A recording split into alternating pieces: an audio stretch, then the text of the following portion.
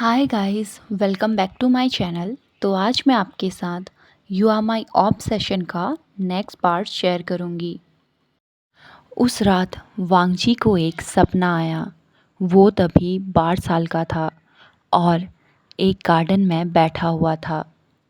वांगजी अपनी आंसू भरी आंखों से कहता है, मॉम आप कहाँ हो, प्लीज़ आ जाओ ना। तभी किसी ने पीछे से कहा, गगा। ये आवाज़ सुनकर वांगजी पलटकर देखता है। उसके पीछे एक क्यूट फेस था जिसे देखकर वांगजी की हार्ट बीट बहुत फास्ट हो गई। अब वो बच्चा अपनी सॉफ्ट वॉइस में कहता है, गगा आप क्यों रो रहे हो। ये कहने के बाद विहिंग वांगजी के बगल में आकर बैठ गया। अब विहिंग स्माइल करते हुए कहता है, प्लीज़ मत रो प्रिटी गगा, अगर आपको चाहिए तो मैं आपका फ्रेंड बन जाता हूँ। ये सुनने के बाद वांगजी के ईयर रेड हो गए थे। तभी वांगजी उसे देखकर कहता है, तुम्हारी आँखें, तुम मेरे मेड हो। इस बात पर विहिंग ने कंफ्यूज होकर पूछा, मेड, ये क्या होता है गगा। अब वांगजी कहता है, तुम मेरे मेड हो और मेड का मतलब। इतना कह के वांगजी रुक गया क्योंकि उसे खुद मेड का मतलब नहीं पता था। अब वो ममल करते हुए कहता है, मुझे नहीं पता पर तुम मेरी क्वीन हो।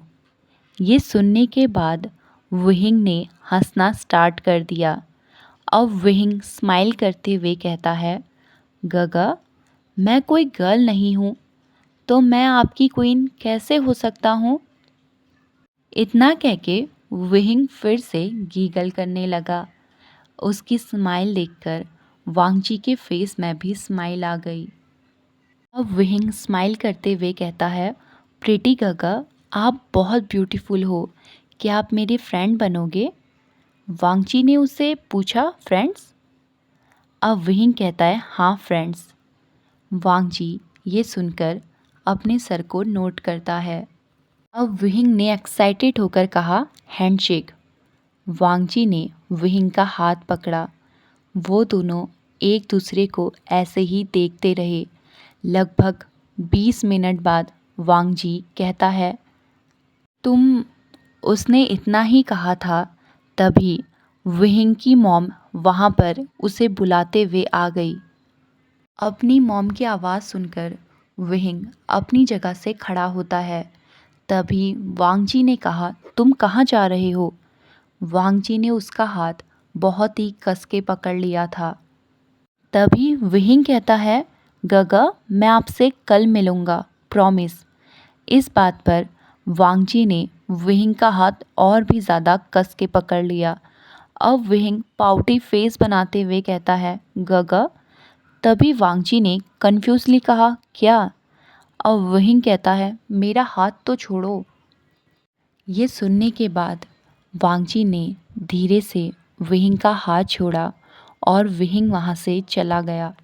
विहिंग के जाने के बाद वांगजी ने विहिंग का नाम लिया और स्माइल करने लगा। इसी के साथ वांगजी का ड्रीम भी टूट गया था। वांगजी विहिंग का नाम लेते हुए नींद से जागता है। वो अभी भी ज़मीन में सोया हुआ था। बहुत ज़्यादा अल्कोहल पीने की वजह से उसे नींद आ गई। उसकी आवाज़ सुनकर लैन सिचन उसके रूम में आता है। जियान चैंग भी उसके साथ था। अब लैन सिचन कहते हैं, वांगजी। जब वो वांगजी के रूम में आते हैं तो वांगजी की पूरी चीज़ें बिखरी हुई थी। उसके रूम में हर एक पीस ब्रोकन था। टूटे हुए कांच के टुकड़े ज़मीन पर फैले हुए थे और अल्कोहल की बोतलें इधर उधर पड़ी हुई थी, जिसे देखकर लैन सिचन वांगजी के पास जाते हैं। तभी वांगजी उन्हें रोकते हुए कहता है, मुझे अकेला छोड़ दो। ये सुनकर लैन सिचन ने एक गहरी सांस ली और अपने पॉकेट से एक पेन ड्राइव निकाली। लैन सिचन कहते हैं, शायद ये पेन ड्राइव तुम्हारी कुछ मदद कर सके। इतना कह के लैन सिचेन वहाँ से चले गए। जियान चैंग भी उनके साथ बाहर चला गया था। लैन सिचेन का उतरा हुआ चेहरा जियान चैंग भी देखता है। अब वो लैन सिचेन के पास जाके कहता है, चिंता मत करो, वांगजी ठीक हो जाएगा। इतना कह के उसने लैन सिचेन को हग कर लिया और उन्हें कंसोल करने लगा। वहीं वांगजी के रूम में वांगजी पेन ड्राइव को देखता है, जिसे देखकर उसका फेस डार्क हो गया था। उसने पेन ड्राइव को लैपटॉप में अटैच किया और वीडियो को देखने लगा। वीडियो को देखने के बाद वो तुरंत ही सोंगलैन को कॉल करता है और वांगजी ने सोंगलैन से कहा, मैं तुम्हें कुछ फ़ोटो भेज रहा हूँ, याद रखना 20 मिनट में मुझे ये आदमी मेरे सामने चाहिए। सोंगलैन ने डरते हुए कहा, यस किंग। कॉल कट करने के बाद वांगजी स्मिक करते हुए कहता है, मुझे गेम बहुत पसंद है और हाइड एंड सीक तो मेरा फेवरेट है, लेकिन मैं हमेशा जीतता हूँ और इस बार भी मेरी ही जीत होगी, याद रखना मेरे मेट। ये बात उसने बहुत डार्कली कहा था। इतना कह के वो एक लॉन्ग बात के लिए चला गया। जब वो बात लेके बाहर आया तब तक उसका रूम क्लीन हो चुका था। तभी उसे सोंगलैन का कॉल आता है। सोंगलैन उससे कहता है, सब कुछ रेडी है किंग। ये सुनने के बाद वांगजी ने कॉल को कट कर दिया। वहीं शो मैंशन में अभी शुइंग सुनील के रूम में था। उसका पूरा रूम अंधेरे में था। तभी शुइंग की नज़र एक पिक्चर पर पड़ती है। उस पिक्चर को देखने के बाद शुइंग कुछ देर के लिए चुप रहा। अब वो अपनी जगह से खड़ा होता है और साइलेंटली रोने लगता है। उसके बाद उसने अपनी टीयरी आइज से कहा, आप हमेशा से मेरी माँ थी। तभी वहाँ पर सोंगलैन भी आ गया। वो शुइंग को हग करते हुए कहता है, चिंता मत करो, मैं हमेशा तुम्हारे साथ रहूँगा। शुइंग ने भी उसे हग बैक किया। युआन को अपने पास देखकर शुइंग खुद को कंट्रोल नहीं कर पाया और रोने लगा। लगभग 10 मिनट बाद वो हग को ब्रेक करता है। तभी उनके पास एक सर्वेंट आकर कहता है, सर, सुनील मैडम के लॉयर यहाँ आए हुए हैं। तभी युआन शुइंग से कहता है, इट्स ओके, मैं हमेशा तुम्हारे साथ हूँ। इस बात पर शुइंग ने उसकी ओर देखकर कहा, पर क्यों? तुम मेरे साथ क्यों रहना चाहते हो? तभी युआन उसे कहता है, क्योंकि तुम मेरे मेट हो और मेरा पहला प्यार हो और मेरा आखिरी प्यार भी। इस बात पर शुइंग ने सिर्फ हूँ कहा। तभी युआन उसे आंख दिखाते हुए कहता है, क्या हूँ? अब शुइंग कहता है, आई लव यू टू। इस बात पर युआन स्माइल करने लगा। वहीं नीचे जब वो लॉयर से मिले, लॉयर उसे एक फ़ाइल देते हुए कहता है, सुनील मैडम ने कहा था कि अगर फ्यूचर में उन्हें कुछ भी हो तो ये फ़ाइल मैं आपको दे दूँ। शुइंग नोट करता है और फाइल को ले लेता है। उसके हाथ कांप रहे थे। उसने बड़ी मुश्किल से उस फाइल को होल्ड किया। तभी उस फाइल में लिखा हुआ था, अगर तुम इस फाइल को पढ़ रहे हो, इसका मतलब है कि मैं मर चुकी हूँ या बहुत जल्द मरने वाली हूँ। मैं जानती हूँ मैं कभी भी एक अच्छी माँ नहीं थी, पर मुझे इस बात का कोई रिग्रेट नहीं है कि मैंने क्या किया। मैं हमेशा से एक लूज़र रही, हर एक रिलेशनशिप में। मैं नहीं चाहती कि तुम भी मेरी तरह बनो। मैं तुम्हारी रियल मदर नहीं हूँ, पर तुम वो हो जो मेरी लाइफ में सबसे ज़्यादा इम्पॉर्टेंट है। 16 साल पहले मैंने विहिंग को नहीं मारा, सिर्फ तुम्हारी वजह से। तुम्हारा मेड सोंग जियान आज तक जिंदा है, सिर्फ तुम्हारी वजह से।